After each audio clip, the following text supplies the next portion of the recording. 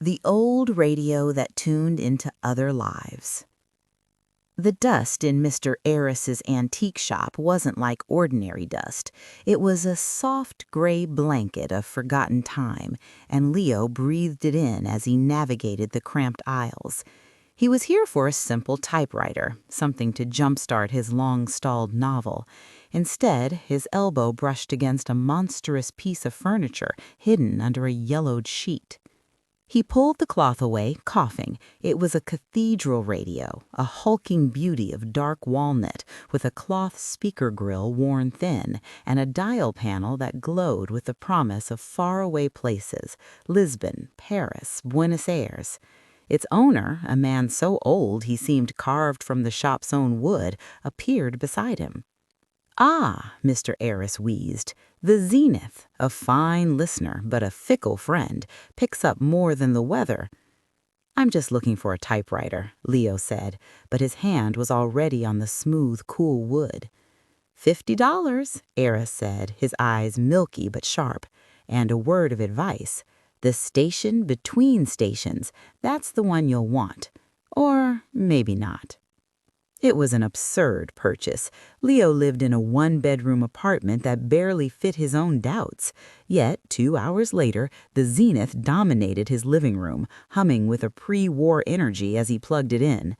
The tubes inside warmed, casting an orange, hearth-like glow. He tuned to a local jazz station, and the sound was rich, velvety.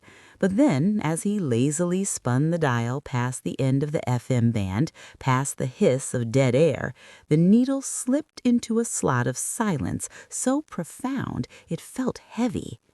Then a voice, not through the speaker, but in the room. A woman's laugh, bright and clear, followed by the sizzle of food and the clatter of a pan. "Michael, set the table and tell your sister to get down from there this instant." Leo jerked back, staring at the empty room. The dial was fixed on no frequency, just a faint trembling line between 98 and 99. He turned the volume knob, and the scene grew louder, more vivid. He could smell garlic and rosemary. A child's feet thundered downstairs. This wasn't a broadcast. It was a portal.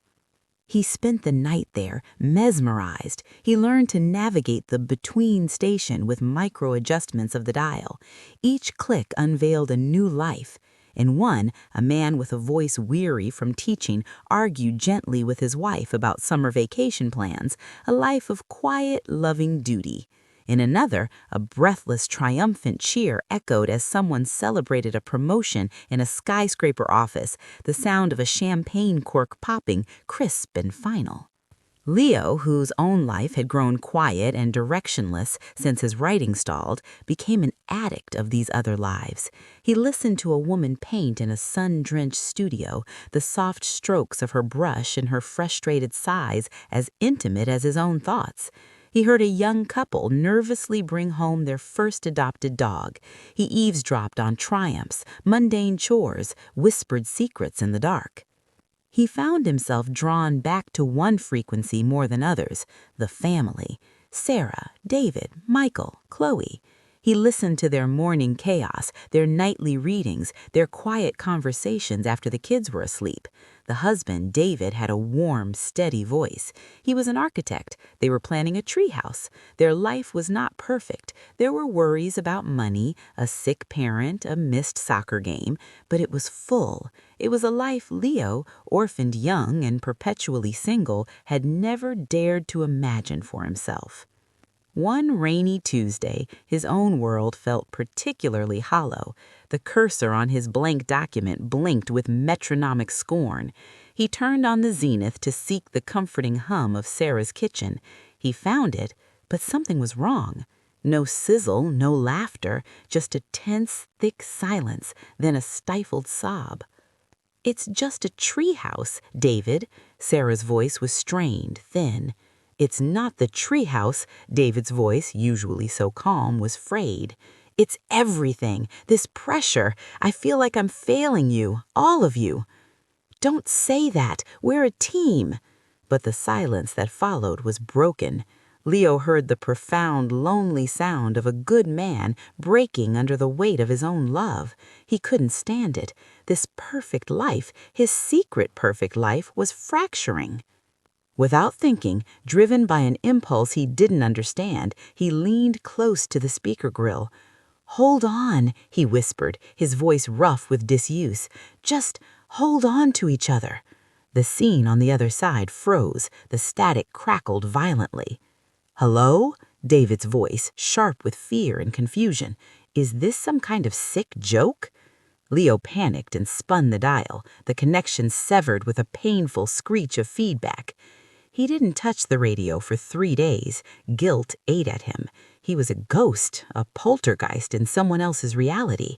When he finally dared to power it on again, he avoided the between station. He tuned to a modern news station. A bland voice discussed market trends. Relief washed over him. It was over. He'd broken the spell. Then the news anchor's voice flickered, and in local news, architect David Rise and his family celebrated the completion of a unique community project.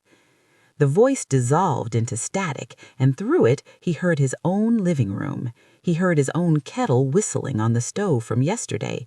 He heard the rustle of his own pages as he tried to write. He was listening to himself. His blood ran cold. He frantically turned the dial. Click, the scene of himself deciding not to buy the radio, leaving Mr. Aris's shop empty-handed, his life continuing on its gray, predictable path. Click, a version of himself accepting a corporate job he turned down, sounding confident but hollow. Click, a Leo who'd published his novel, giving a nervous, proud reading in a bookstore. Every turn showed him a ghost of a possibility, a life that could have been, or might yet be. He was adrift in a sea of his own choices. Trembling, he searched for his frequency, the one where he lived now with the radio. He found it. He heard his own panicked breathing echoing back at him, half a second out of sync, a terrifying auditory mirror. And then he found them. Sarah, David, Michael, Chloe. They were in their backyard. Birds sang, a child's laughter, Chloe's, rang like a bell, and a new sound, the steady hammering of nails into wood. "Pass me the level, buddy," David said, his voice relaxed, full of a quiet focus. "Here, Dad." Sarah's voice, soft, close to the microphone, as if she were right beside Leo. "You know, last week when things felt so heavy, I had the strangest thought. A clear voice for just a second. It told me to hold on." "Maybe it was your own voice," David replied gently. "Maybe. It felt like a lifeline, though, from somewhere." Leo spent the darkening hours in his apartment, the orange glow of the tubes the only light, the only warmth. He understood now. The radio didn't just spy on parallel worlds, it connected them. It was a thread in the vast tapestry of human longing, showing not just what is, but what could be, and how sometimes the echoes of our choices and our hopes could ripple into the lives of others, offering a moment of grace, a whisper of courage. He turned the dial away, back to the simple, silent hiss of dead air. Then he switched the radio off. The warm light of the tubes faded, leaving him in the soft, familiar darkness of his one singular life. It was quieter now, but the silence was different. It was no longer empty. It was alive with the echoes of a million other lives, a million other choices, and the profound, comforting truth that no life is ever truly lived alone. He walked to his desk, and for the first time in months, he began to type. Not the novel he thought he should write, but a simple letter. It began, "Dear David and Sarah, you don't know me, but I heard about your treehouse."